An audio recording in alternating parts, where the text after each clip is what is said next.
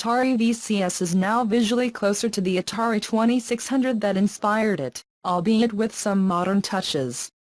Unlike the original vision and prototype of this retro remake, the VCS now has a floating effect that lifts the main body onto a smaller, barely visible base.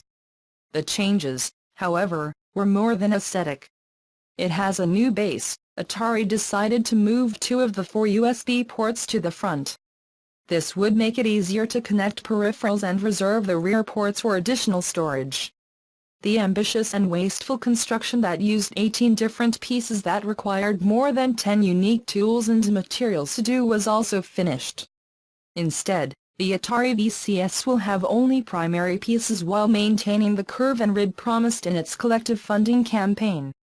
The Atari VCS is also changing its overall dimensions, which the company promises not only leaves room for more specifications but also improves thermal management.